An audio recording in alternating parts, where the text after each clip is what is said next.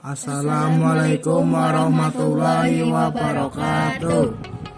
Kami dari salah satu kelompok kelas 12 TKJ 3 akan mempresentasikan tugas video presentasi routing. Pengertian routing dan router. Routing adalah proses pengiriman data maupun informasi dengan meneruskan paket data yang dikirim dari jaringan satu ke jaringan lainnya. Konsep dasar routing bahwa dalam jaringan WAN kita sering mengenal yang namanya TCP/IP, Transmission Control Protocol atau Internet Protocol, sebagai alamat sehingga pengiriman paket data dapat sampai ke alamat yang dituju host tujuan. TCP/IP membagi tugas masing-masing mulai dari penerimaan paket data sampai pengiriman paket data dalam sistem, sehingga jika terjadi permasalahan dalam pengiriman paket data dapat dipecahkan dengan baik. Berdasarkan pengiriman paket data, routing dibedakan menjadi routing langsung dan routing tidak langsung. Routing langsung merupakan sebuah pengalamatan secara langsung menuju alamat tujuan tanpa melalui host lain. Contoh, sebuah komputer dengan alamat 192.168.1.2 mengirimkan data ke komputer dengan alamat 192.168.1.3. Routing tidak langsung merupakan sebuah pengalamatan yang harus melalui alamat host lain sebelum menuju alamat host tujuan. Contoh, komputer dengan alamat 192.168.1.2 mengirim data ke komputer dengan alamat 192.168.1.3. Akan tetapi, sebelum menuju ke komputer dengan alamat 192.168.1.3, data dikirim terlebih dahulu melalui host dengan alamat 192.168.1.5. Kemudian dilanjutkan ke alamat host tujuan. Jenis konfigurasi routing. Minimal routing merupakan proses routing sederhana dan biasanya hanya pemakaian lokal saja. Static routing dibangun pada jaringan yang memiliki banyak gateway. Jenis ini hanya memungkinkan untuk jaringan kecil dan stabil. Dynamic routing biasanya digunakan pada jaringan yang memiliki lebih dari satu route. Dynamic routing memerlukan routing protokol untuk membuat tabel routing yang dapat memakan resource komputer.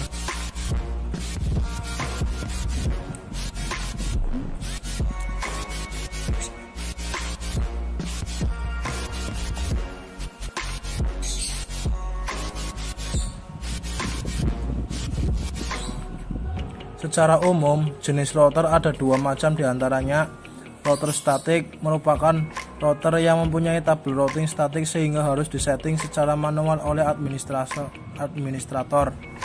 Router dinamik merupakan router yang memiliki tabel routing dinamik yang memiliki kemampuan mendengarkan lalu lintas jaringan dan saling berhubungan dengan router yang lain. Prinsip dan cara kerja routing. Macam-macam routing protokol. Routing protokol adalah protokol yang terdapat pada routing dinamik. Dynamic routing. Routing protokol bertugas untuk menentukan jalur terbaik yang akan dilewati oleh data serta memperbarui informasi tabel routing apabila terjadi perubahan jaringan. Sebelum membahas ke masing-masing routing protokol, akan saya bahas klasifikasi dari routing protokol terlebih dahulu. Silakan lihat gambar di bawah ini. Apabila kurang jelas bisa diklik.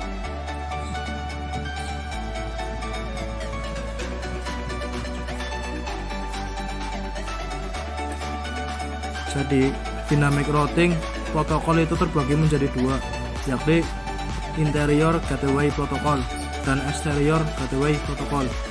Interior gateway protocol adalah routing protokol yang digunakan pada jaringan yang terletak dalam satu AS autonomous system yang sama. Autonomous system sendiri adalah sekumpulan jaringan yang dikelola dan dikendalikan oleh otoritas administratif tunggal yang menggunakan kebijakan routing internal yang sama. Exterior Gateway Protocol. Jika IGP digunakan untuk menghubungkan router-router yang terletak dalam satu AS yang sama, maka EGP merupakan kebalikannya, yakni routing protokol yang digunakan untuk menghubungkan jaringan routing antar autonomous system. Routing protokol ini digunakan untuk routing keluar AS, oleh karena itu disebut Exterior Gateway Protocol. Masing-masing routing protokol yang telah dibahas di atas. 1. RIP. Routing Information Protocol. RIP merupakan routing protokol jenis distance vector. Pemilihan jalur routing berdasarkan jarak terdekat dari router ke tujuan. Jarak dari router ke tujuan ini disebut dengan hop count, sedangkan jarak antar router disebut hop. RIP terdiri dari versi 1 dan 2. Kelebihannya mendukung VLSM dan CIDR. RIP versi 2 mudah dalam konfigurasi, tidak kompleks, mampu menonaktifkan auto summary route, mendukung mekanisme autentikasi. Kekurangan tidak mendukung VLSM dan CIDR. Memiliki batas maksimal 15 hop, tidak bisa menerima update informasi dari RIP versi 1. Proses convergence yang lambat, melakukan update informasi terus menerus sehingga dapat membuat tarik menjadi padat. 2. EIGRP Enhanced Interior Gateway Routing Protocol merupakan Cisco proprietary, yakni routing protokol yang hanya terdapat pada router Cisco. Meskipun termasuk dalam distance vector routing protocol, namun EIGRP tidak menggunakan hop count untuk melakukan pemilihan jalur routing. Kelebihannya mendukung VLSM dan CIDR, memiliki hop count maksimal 224. Proses konvergensi yang cepat, memiliki jangkauan network yang lebih luas dari RIP, mampu menonaktifkan auto summary route. Kekurangan merupakan Cisco proprietary sehingga hanya dapat menggunakan pada router Cisco. Melakukan update informasi terus menerus menggunakan lebih banyak resource router. 3. OSPF Open Shortest Path First. OSPF merupakan link state routing protokol di mana pemilihan jalur routingnya menggunakan kondisi link. OSPF akan memberikan harga cost untuk setiap link yang ada. Cost yang memiliki nilai paling kecil akan dijadikan sebagai acuan untuk menentukan jalur routing. Kelebihannya digunakan pada jaringan berskala besar, mendukung VLSM dan CIDR, tidak memiliki batasan pada hop count, unlimited hop count. Merupakan open standar protokol sehingga bisa digunakan pada vendor yang berbeda. Proses convergence yang cepat, mendukung mekanisme autentikasi, hanya melakukan update ketika terjadi perubahan jaringan. Kekurangan mengkonsumsi banyak resource, membutuhkan perencana dalam mendesain dan mengimplementasikan dalam jaringan.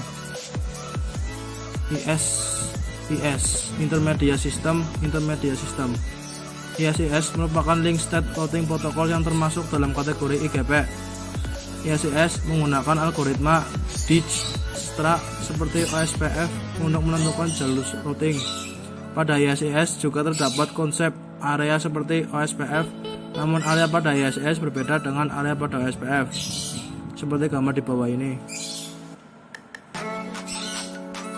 Kelebihannya memiliki keamanan yang lebih terhadap informasi routing update, mendukung VLSM dan CIDR, proses convergence yang cepat, scalable, hanya melakukan update ketika terjadi perubahan jaringan. Kekurangan konfigurasi lebih rumit. 5. BGP Border Gateway Protocol. BGP merupakan satu-satunya routing protokol yang berfungsi sebagai exterior gateway protocol. BGP menghubungkan router-router yang berbeda AS. BGP terletak di bagian terluar dari suatu AS. Kelebihan, lebih powerful dari routing protokol yang lain karena BGP berfungsi sebagai exterior gateway protocol, mendukung VLSM dan CIDR. Kekurangan, konfigurasi yang lebih kompleks.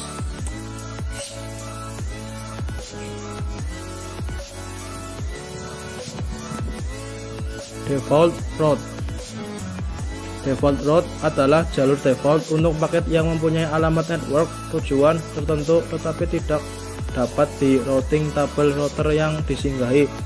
Jika terdapat default route yang disetara pada router tersebut, maka paket tersebut akan mengikuti route default yang telah ditetapkan. Biasanya default route didefinisikan dengan alamat 0.0.0.0 atau 0.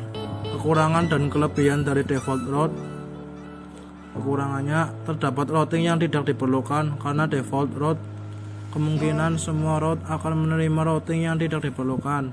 Kelebihan, konfigurasi yang cukup simpel. Konfigurasi kali ini tidak menggunakan IP interface untuk menambahkan tabel routingnya. Akan tetapi menggunakan default routing yaitu 0.0.0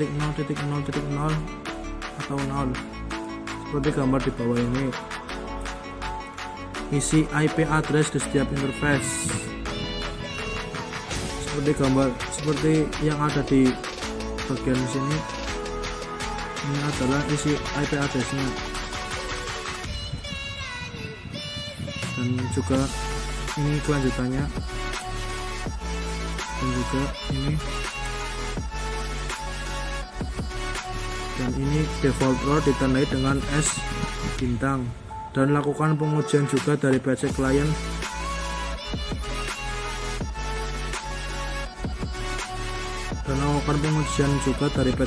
bisa saling komunikasi.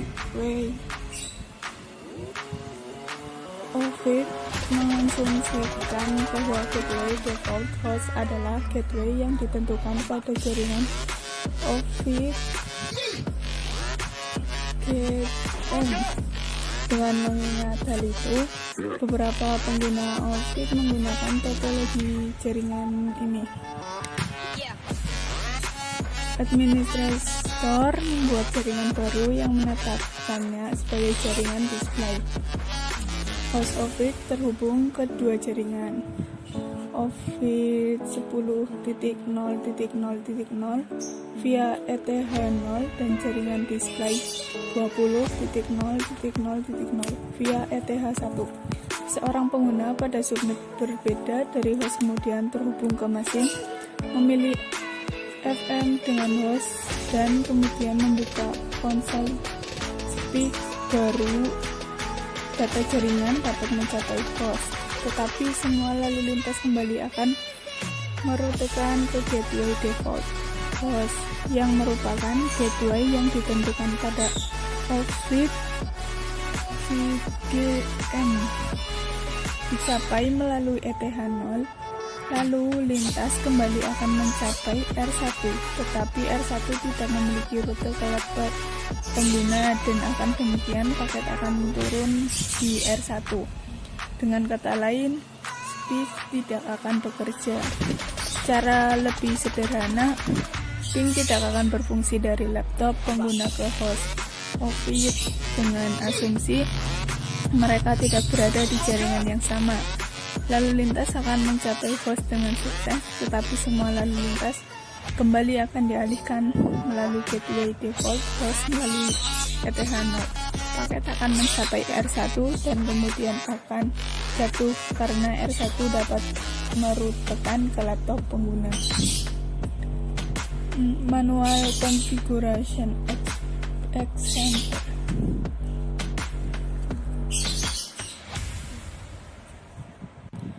Buat konfigurasinya seperti contoh berikut ya.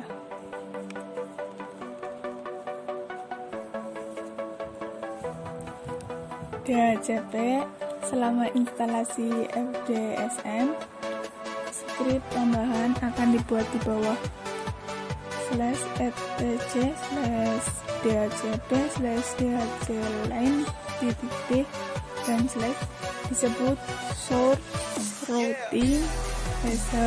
Kami akan menggunakan DHCP untuk memanggil skrip baru dari setiap kali antarmuka. DHCP dinaikkan atau turun. IP statis. Kami akan memanggil skrip yang disebutkan di atas untuk antarmuka yang dikonfigurasi secara statis selama add network dan del network. Dua file akan dibuat selama add network. Del network akan menghapus file yang sama. File-file tersebut adalah rute dan aturan ditempatkan di /etc/sysconfig/network. Aturan perutean baru akan ditempatkan di file root, dan aturan baru di file aturan. Kedua file ini dipanggil selama script if ini. Switching, pengertian switching, cara kerja, fungsi, jenis, dan kelebihannya. Pengertian bridging. merupakan sebuah alat yang bisa menghubungkan suatu jaringan komputer yakni LAN, Local Area Network, dengan jaringan LAN yang lain. Brick disebut juga menghubungkan tipe jaringan komputer yang berbeda. Contohnya seperti Ethernet atau juga Fast Ethernet atau tipe jaringan yang serupa lainnya. Macam jenis brick. Pertama, brick lokal. Brick lokal ini merupakan jenis brick paling sederhana. Brick lokal ini dipergunakan yakni sebagai pemecahan jaringan pada lokal yang berdekatan, serta biasanya dapat atau bisa dilakukan dengan menggunakan koneksi kabel biasa. Kegunaan atau fungsi brick lainnya akan secara detail dapat dijelaskan di bawah ini. Yang pertama, untuk menghubungkan antara dua jaringan di tempat jauh. Secara geografis, diilustrasikan saja, di sebuah universitas terdapat beberapa bangunan yang terpisah untuk cukup jauh. Akan lebih ekonomis untuk memiliki LAN yang terpisah di beberapa bangunan serta menghubungkannya dengan brick. Yang kedua, otonomi dari beberapa jaringan. Seperti di jaringan perkantoran, tiap-tiap departemen itu memiliki kepentingannya masing-masing, mempunyai komputer pribadi, workstation, dan juga servernya tersendiri. Tiap-tiap departemen yang tujuannya itu berbeda akan lebih baik dengan menggunakan jaringan yang berbeda namun terhubung dengan penggunaan brick. Yang ketiga, untuk mengakomodasi beban jaringan. Apabila sebuah universitas banyak workstation yang kelebihan beban disebabkan banyak digunakan oleh mahasiswa dan juga dosen untuk dipakai meminta file yang berbeda di mesin server, digunakan untuk mengunduh ke mesin pengguna itu dengan berdasarkan permintaan. Misalkan ukuran file besar, maka hal tersebut akan sedikit menghambat penyimpanan di LAN tunggal, sehingga akan lebih baik lagi apabila menggunakan dua LAN yang dihubungkan dengan brick. Cara kerja brick. Untuk dapat memahami cara kerja brick ini bisa disamakan seperti repeater yang cerdas. Repeater ini bekerja yakni dengan proses menerima sinyal yang datang dari sebuah kabel jaringan dan juga melaksanakan amplifikasi pada sinyal itu. Lalu kemudian itu mengirimkan sinyal itu ke kabel jaringan yang lainnya. Repeater juga melakukan proses ini secara buta tanpa mengamati isi pesan yang terkandung di dalam sinyal tersebut.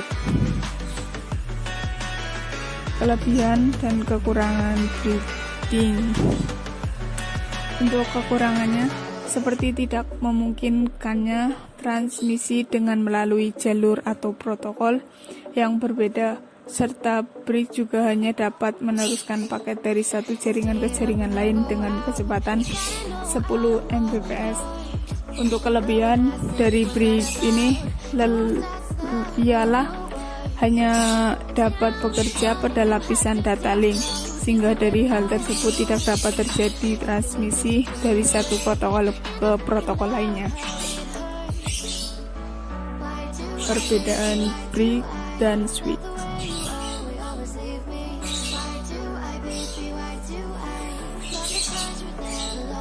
Mode switch. Pada umumnya, router board memiliki beberapa interface Ethernet. Melalui interface tersebut merupakan interface router yang setiap interface-nya harus terhubung ke jaringan yang berbeda-beda. Namun, interface tersebut dapat berfungsikan sebagai port switch. Untuk menghubungkan beberapa port Ethernet dibutuhkan hardware khusus, yakni switch yang ditanam di router board. Sebuah router board bisa berfungsi sebagai switch bila dalam router tersebut tidak terpasang switch. Switch mampu melakukan formatting FEM Ethernet secara duplex dan dependent tanpa mendanai prosesor di router. Ketika lelah melakukan pengetesan untuk mengetahui penggunaan CPU load, bila menggunakan teknik switch ini, lalu bagaimana hasilnya? Berikut hasil pengetesan yang sudah dilakukan.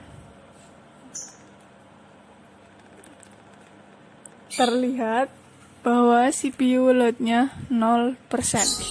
Kenapa bisa begitu? Karena proses switching terjadi di level hardware, yakni pada switch chip yang tertanam di router board hingga tidak membebani prosesor.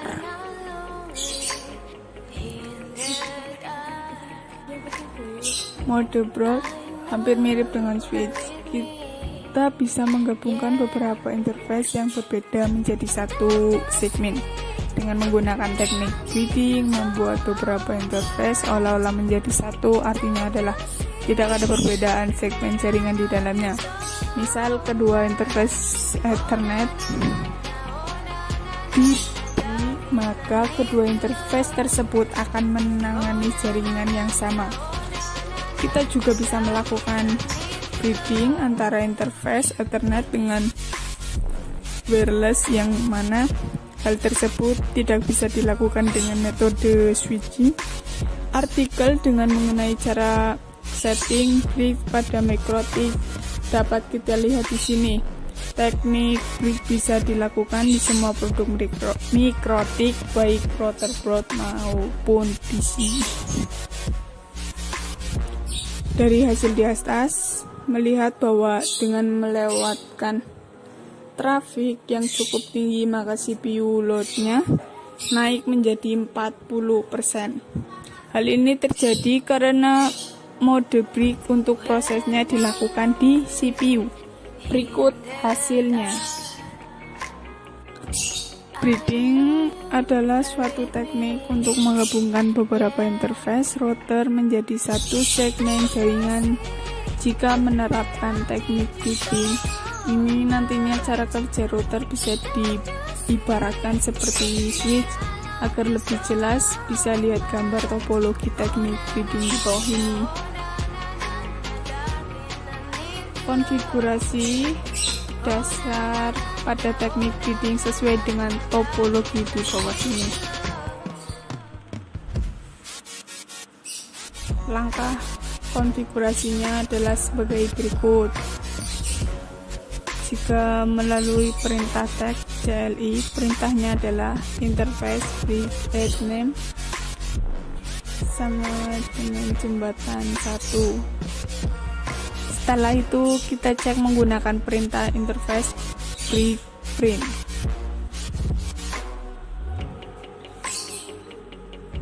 Setelah itu kita cek menggunakan perintah interface break point print. Setelah itu kita cek menggunakan perintah text interface break port print. Jika melalui Winbox GUI, klik menu break, sub menu break, dan Edge, lalu buat konfigurasi seperti perintah teks di atas, lalu bisa dilihat gambar di bawah.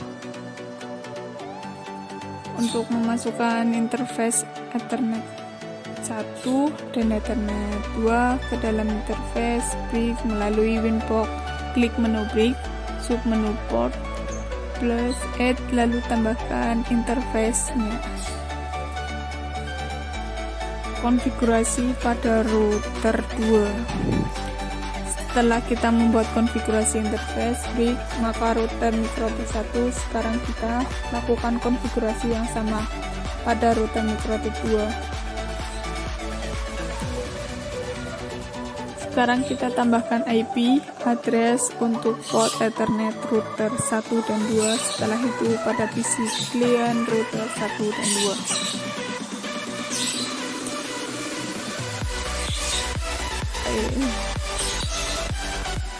VLSM Variable Like Subnet Max. VLSM atau Variable Like subnet max adalah jenis perhitungan subnetting di mana panjang subnet max yang kita berikan akan disesuaikan dengan banyaknya jumlah host di setiap subnet tersebut.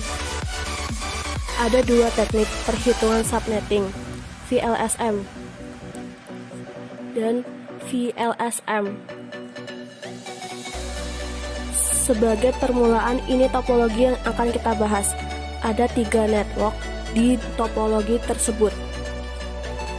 Workstation LAN, point-to-point WAN, server LAN.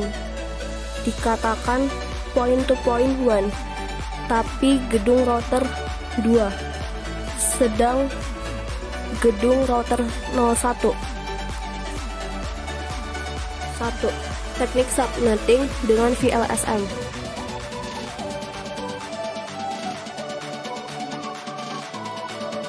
Dari IP space 192.168.10.0/24, berarti kita mempunyai 254 lembar host yang bisa dihitung-hitung dialokasikan. Net max.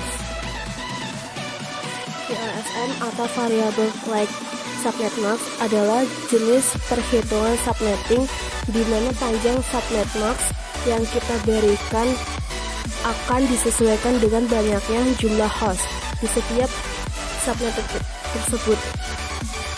Ada dua teknik perhitungan subnetting, VLSM dan VLSM. Sebagai permulaan, ini topologi yang akan kita bahas. Ada 3 network di topologi tersebut. Workstation LAN, point-to-point WAN, server LAN. Dikatakan point-to-point WAN, tapi gedung router 2, sedang gedung router 01. 1. Teknik subnetting dengan VLSM.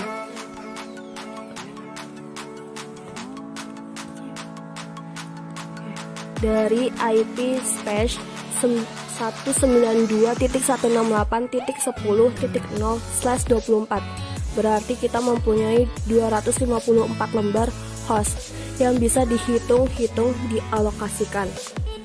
Nah, kalau VLSM, lebar setiap subnet yang kita buat nanti sama semua, dari 192.168.10/24 dibagi menjadi 3 network. Kita bisa pakai workstation LAN, point-to-point server LAN. Gambarnya contoh seperti berikut. A. Menentukan subnet max untuk kebutuhan jumlah host. B. Ini perhitungannya. C. Subnet yang terbentuk. 2. Teknik subnetting VLSM dibagi menjadi 2.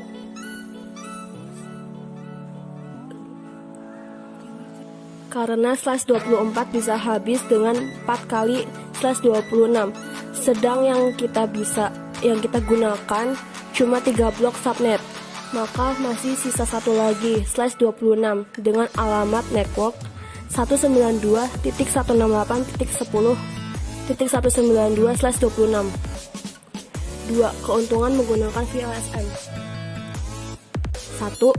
Jaringan LAN interface A dengan kelas A address 10.0.0.0/28. 2. Punya beberapa site A, site B, site C, dan seterusnya. 3. Dari global IP space 10.0.0.0/8 tadi di subnet menjadi beberapa site menggunakan VLSM biasa. 4.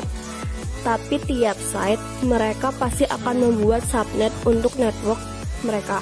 5. Nah, subnet tiap site didesain dengan VLSM. 3. Cara menghitung VLSM. 1. Subnet dihitung dari kebutuhan host terbesar. 2. Jika VLSM masalah selesai. 3. Tapi di VLSM tiap subnet akan dihitung lagi. A. Perhitungan VLSM dasar. network mengikuti dari subnet yang sudah dihitung sebelumnya. Workstation LAN paling banyak yaitu 50 host. Server LAN kedua ada 12 host. Point to point 1. Terakhir cuma ada 2 host, cukup dengan /30. Kalau ada network lagi, berarti bisa dipakai network mulai dari 192.168.10.84. B. Perhitungan VLSM lanjutan. Kita kan butuh 3 network, punya space address 192.168.10.0/24. Hitung dari urutan /24, yaitu /25, 26, dan seterusnya. Kalau /25 kita bisa dibagi 2, kalau /26 kita bisa dibagi 4, kalau /27 kita bisa dibagi 8, dan seterusnya. Tapi LAN workstation nggak mungkin dikasih di bawah /26 karena butuh paling tidak 50 host. Maka topologi yang kita buat jadi seperti berikut. C. Pengalokasian sisa IP address. 4. Desain subnet yang efektif dengan VLSM dan VLSM. Di sana sudah dijelaskan bahwa ketika membuat subnet, bedakan network LAN dan WAN. Bisa dengan satu kelas IP asal jauh jaraknya, atau bedakan kelas IP dan address. Contoh penerapan VLSM. Berikut list kebutuhan IP address. IT sama dengan 10 IP, HRD sama dengan 20 IP, Finance sama dengan 60 IP, Marketing 100 IP. Perhitungan 1. Marketing sama dengan 100 IP. Subnetting yang dapat digunakan untuk kebutuhan 100 IP address dari total 254 IP address adalah /25. Contoh penerapan VLSM. 2. Finance sama dengan 60 IP. Berdasarkan ketersediaan IP setelah divisi marketing menggunakan IPv subnet. Ke-1. Pada jaringan perusahaan, divisi finance dapat menggunakan subnet kedua dari tabel subnetting jaringan, sehingga tersedia 120 IP yang bisa digunakan oleh divisi lain. 3. HRD 20 IP. Untuk kebutuhan IP di HRD, langsung saja kita tentukan prefix yang digunakan, yaitu /27 sama dengan 32 IP. 4. IT 10 IP. Divisi IT membutuhkan ketersediaan IP sebanyak 10, maka prefix yang bisa digunakan adalah /28 sama dengan 16 IP. Notasi CDR. Notasi CDR adalah sebuah cara untuk menuliskan subnet max dari sebuah IP address sehingga penulisannya menjadi lebih ringkas. Berikut adalah tabel notasi CDR yang mungkin bisa kamu hafalkan. IP address adalah sebuah sistem pengalamatan untuk setiap host yang terkoneksi ke jaringan berbasis TCP atau IP. IP address bisa dianalogikan seperti sebuah alamat rumah. Gambarnya contohnya seperti berikut.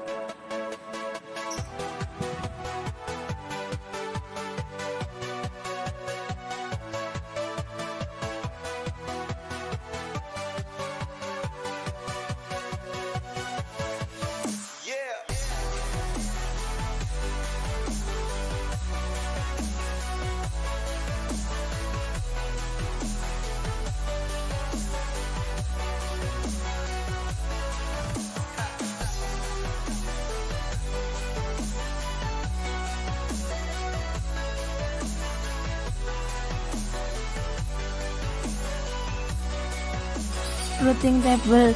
Tabel routing berisikan informasi keberadaan beberapa network yang terhubung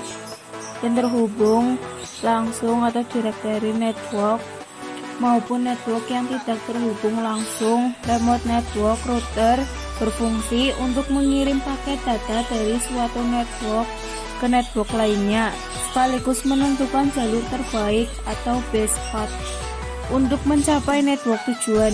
Untuk menjalankan fungsi tersebut, router menggunakan tabel yang disebut dengan table routing atau routing table.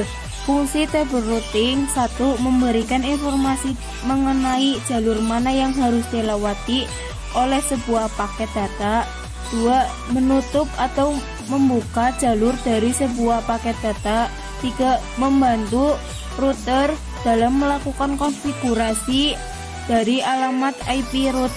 4. Mencegah terjadinya kesalahan pengiriman data. Entry dalam tabel routing. Ada 4 kategori entry dalam tabel routing, yaitu 1.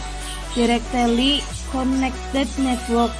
Entry ini akan muncul pada saat interface router diaktifkan dan dikonfigurasi IP address.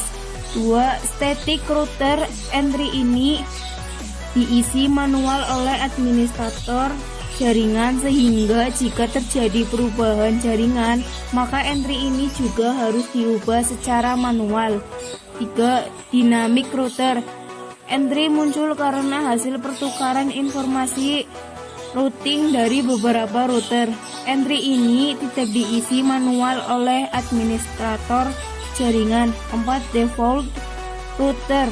Entry ini digunakan untuk menentukan kemana sebuah paket data dikirimkan jika alamat tujuan dari paket tersebut tidak terdapat pada tabel routing. Link static.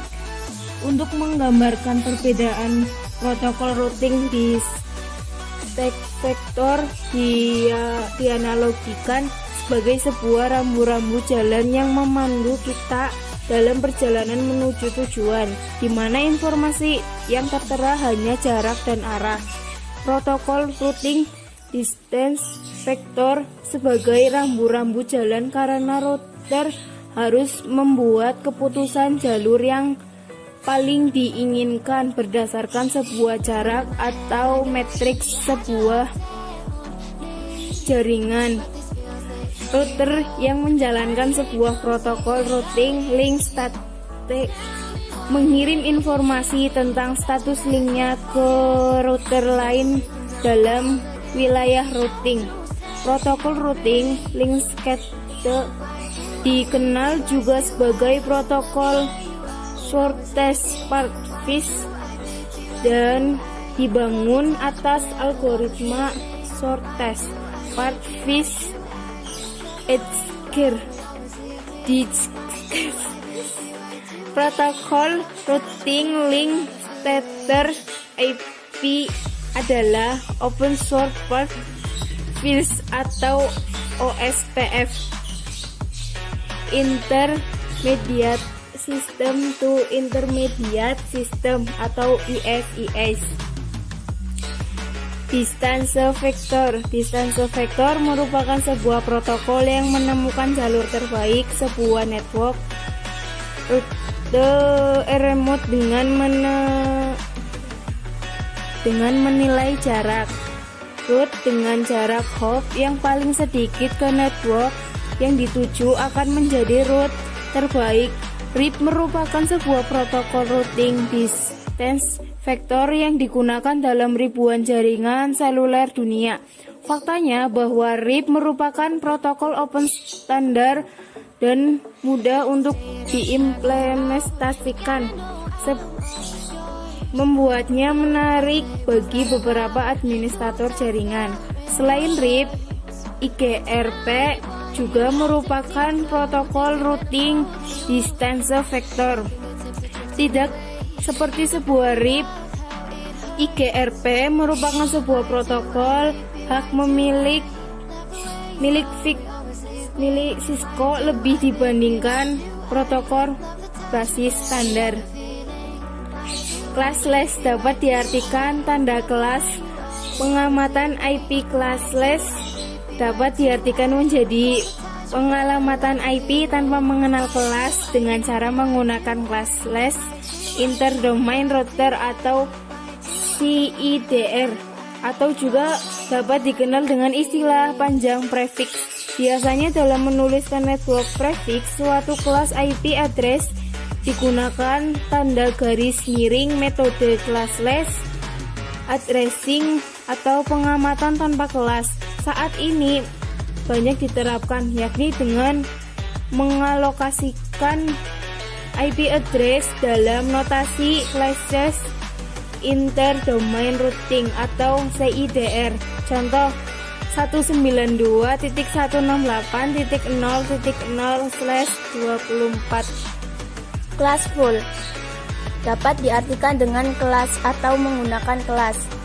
Pengalamatan dengan metode ini pada pengalamatan IP F4 yang dibagi menjadi kelas A, B, C, D, dan E. Pengalokasian host pada jaringan dengan menggunakan sebuah subnet mask yang sama, biasanya menggunakan protokol RIP F1 dan IGRP, di mana protokol ini tidak mempunyai file untuk menyimpan informasi subnet sehingga informasi-informasi subnet tidak dikirim.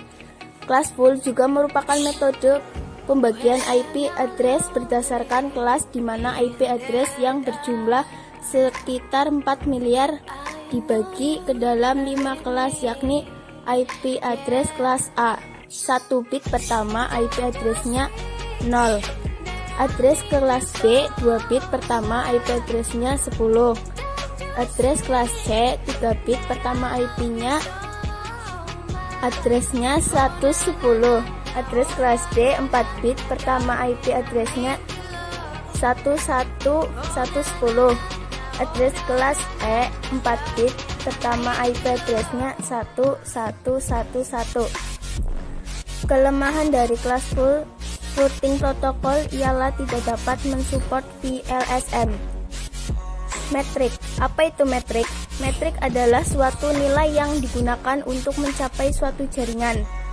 Semakin nilai metrik maka akan memiliki jalur terbaik. 2 jenis metrik yang digunakan beberapa routing protokol adalah hop account. Metode ini menghitung jumlah router yang harus dilalui paket sebelum sampai ke tujuan. Setiap router bernilai 1 hop. Bandwidth. Menghitung akumulasi bandwidth tertinggi. Administrative distance. Administrative distance atau AD adalah fitur yang dimiliki oleh router yang untuk memiliki jalur terbaik ketika terdapat 2 atau lebih jalur menuju tujuan yang sama dari 2 routing protokol yang berbeda. Administrative distance menyatakan reliability dari sebuah routing protokol. Tiap routing protokol diprioritaskan terhadap yang lain dengan bantuan besaran atau nilai administrative distance. Root source default distance values connect interface static root 1NH interior gateway routing protocol atau EIGRP, summary root 5 external border gateway protocol atau BGP, 20 internal. EIGRP 90,